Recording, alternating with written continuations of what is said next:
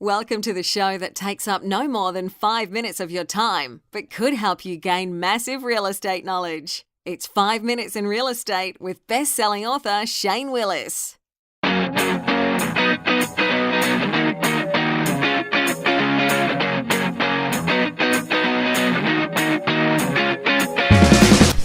Hello, it's Shane Willis, Pensacola real estate expert, bringing you today's episode. We're back this week. Let me make sure this thing's working right. There we are. Yeah, we are back this week. I do appreciate all the condolences I got. I'm really kind of surprised to hear some of the... I got a lot of them. I got a lot of them over the past week. If you didn't know, I put out a podcast last week, just one episode, and we did not put any others out because I lost my grandmother last week. So we had to go through that process, and I just didn't really have the time, nor did I think I could give any value in the frame of mind I was at, so we didn't record any. But like I said, I was very surprised at the number. I guess this podcast always surprises me, that number of people that actually listen to it. But, so thank you. Not but thank you. Thank you for that. She was a wonderful woman, 91 years old. That was a long life. And she will be sorely missed. But I'm not going to talk about what I dealt with all last week. Instead, we are going to get back to real estate, which is what this podcast is all about. So today, I'm going to discuss two quick miscommunications, or misconceptions, not communications, but misconceptions that buyers are facing. Before I get into that, I did want to remind, I seem to be jumping all over the place. I'll get back in the swing of things next week, guys. But... or this upcoming week, later in the week, I'll get back in the swing of things.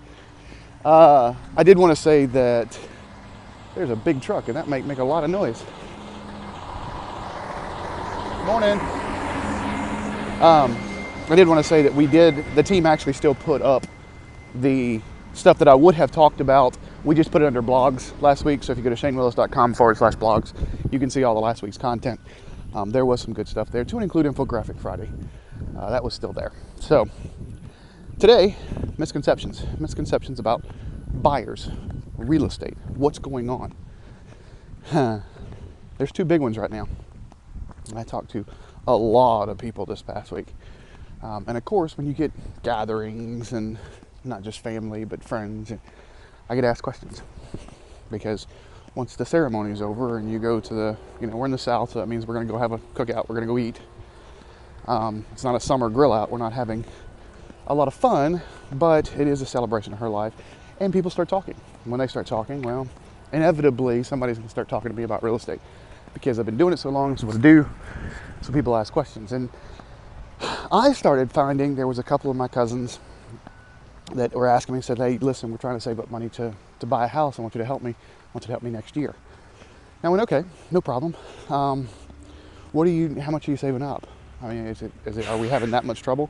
Well, we have to have 20% down, so, we want to buy about a $250,000 house, so we have to save that $50,000. That's misconception number one. I don't think it's just my cousins that have that. I think that's a lot of people. Matter of fact, a survey came out, and we researched this up real quick, and it said 53% of Americans who plan to buy or have already bought a home admit to their concern of their ability to afford a home in the current market. In addition, 46% are currently unfamiliar with alternate down payments. So 53% are worried about the prices going up. 46% are saying, well, I got to have 20%. That same misconception my cousins did. You do not. What you don't realize is there's programs out there for 3% less. I heard a couple programs out there.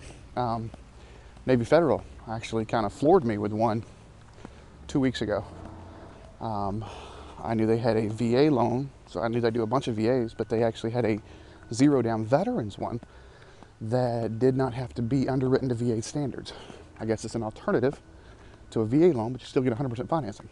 It's a conventional loan, 100% financing. FHA is 3.5%. So my cousins, when I talked to them, they said, well, we have about $25,000 saved. Like, well, you've got plenty. And with prices going up, we may need to talk, so we're going to catch up this week. But that's a misconception that I think a lot of buyers are having. The other one and I heard this, was credit score. Well, I'm working on my credit. I hear that all the time. I'm working on my credit. It seems like everybody's always working on their credit, which is a good thing. I mean, I'm not telling you don't work on your credit, but everybody thinks you have to have a 780. What was it? There was a survey. A survey revealed 62 respondents believed they needed excellent credit score to buy a home, with 43% thinking that a good credit score is 780 or over. So you think they have to have a 780 to buy a house. In actuality, the average conventional loan closed in May, the average credit score was 753. FHA, on the other hand, the average credit score was 676. And guys, I'm actually seeing a lot of loan programs that are going back down to 620, 600, 580. I'm seeing some 580 loan programs. Now, if you get that credit score, don't get me wrong, you are going to have to put a little bit more down. So there is a compensating factor there. We probably should try and work on your score. But don't think that because you have a 650, you can't buy a house. FHA, VA, they look at those things. Some of the conventionals look at those things, and you'll get a better rate with a higher score. But remember, rates are still low right now, and prices are continuing to rise. So that's kind of two misconceptions I wanted to bring up today. Again, I know I jumped a little over the place. I'll get my sea legs back again. Maybe tomorrow. Maybe tomorrow we'll get sea legs back. But I end these podcasts the same way. If you are not subscribed to get tips, tricks, graphs, infographics, get over to 5minutesinrealestate.com. That's 5minutesinrealestate.com. Also, if you haven't subscribed to get updated on the podcast, get over to your player choice. I don't care if it's iTunes, SoundCloud. I've been getting quite a few comments on SoundCloud. I like that. Apple Play, Google Play, whatever. Spotify, we're on all of them. Get over to that. Make sure you hit subscribe. Give me a thumbs up. And finally, if I give you value in this episode, or if you go back to any of the other episodes and you find a little bit of value on it, the one thing I ask is that you share it on social media. Thanks for all the condolences again, guys. We'll see you tomorrow.